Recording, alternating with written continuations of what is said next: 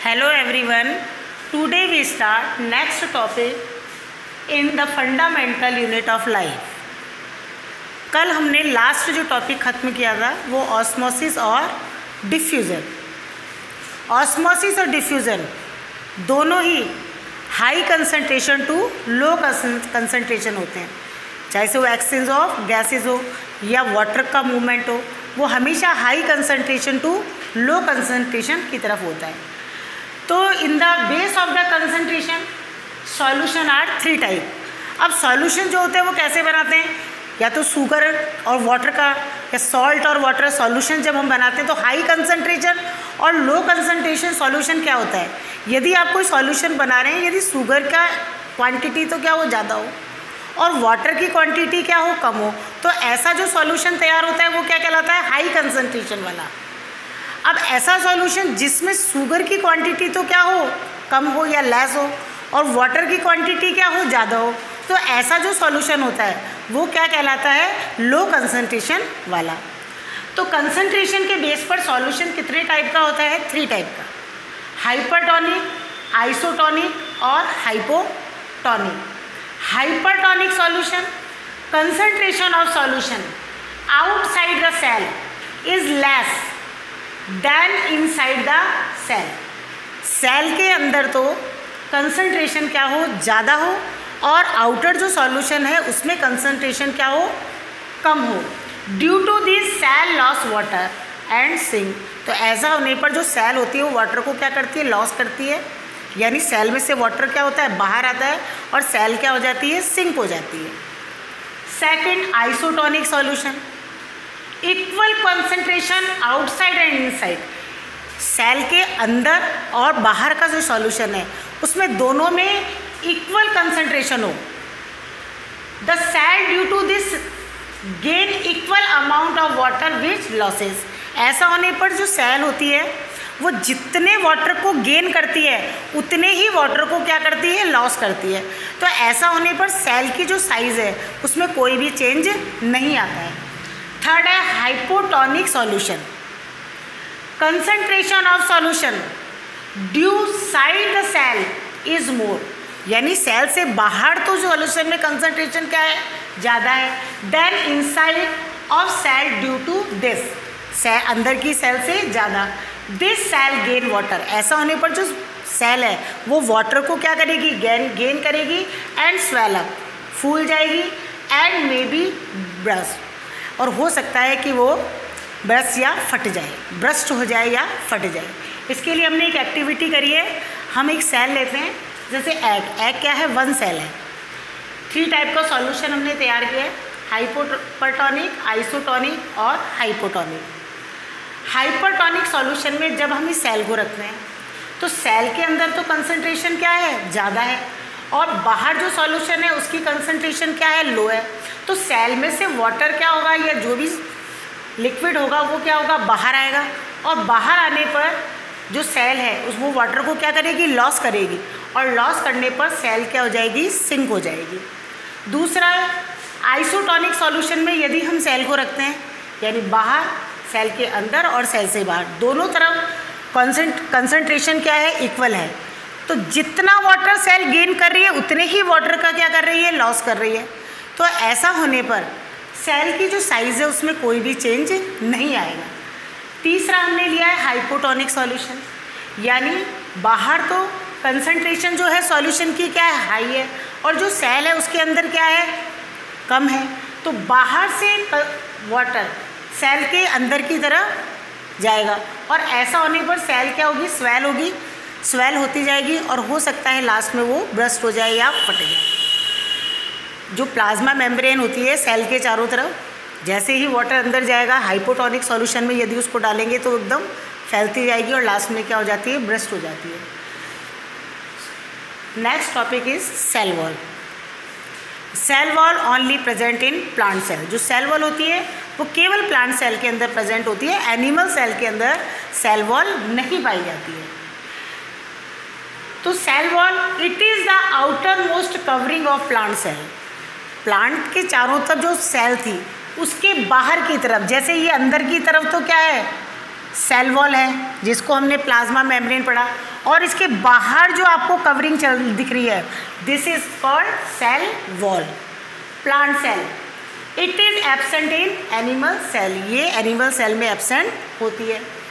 It is rigid, rigid का मतलब tight, strong, मजबूत। पोर्स, पोर्स का अंदर छोटे छोटे इसमें क्या होते हैं holes, and non living structure, और ये कौन सा स्ट्रक्चर है, नॉन लिविंग स्ट्रक्चर है। It is made up of cellulose, ये किससे मेड अप होती है, सेलुलोज से। जैसे हमने प्लाज्मा पढ़ा था, plasma made up of protein and lipids, तो cell wall is made up of cellulose. Cell wall of two cells, जैसे 1 2 दिस या 1 2, cell wall of two cells are joint by layer lamellar. जो बीच बीच में आपको इस तरह से दिख रही है ये छोटी छोटी सी, जो टू प्लांट सेल को क्या करती है, ज्वाइन करती है, इसको हम क्या कहते हैं, लेमिनली कहते हैं। फंक्शन ऑफ सेल वॉल, अब सेल वॉल है उसके वॉल सेल के क्या फंक्शन है, it provide definite shape of the cell. ये जो है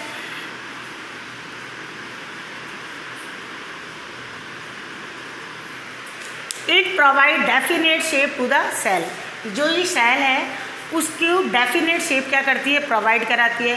it provide strength to the cell, strength का मतलब होता है मजबूत बनाती है, ये सेल को क्या बनाती है, मजबूत बनाती है। जैसे अभी मैंने आपको एक एग्जाम्पल बताया था हाइपोटोनिक सॉल्यूशन का, यदि प्लाज्मा मेम्ब्रेन होती है, एनिमल सेल होती, तो बाहर से जब वाटर इसमें जाता है तो ये लास्ट में क्या हो जाती है, ब्रस्ट हो जाती है, फट जाती है।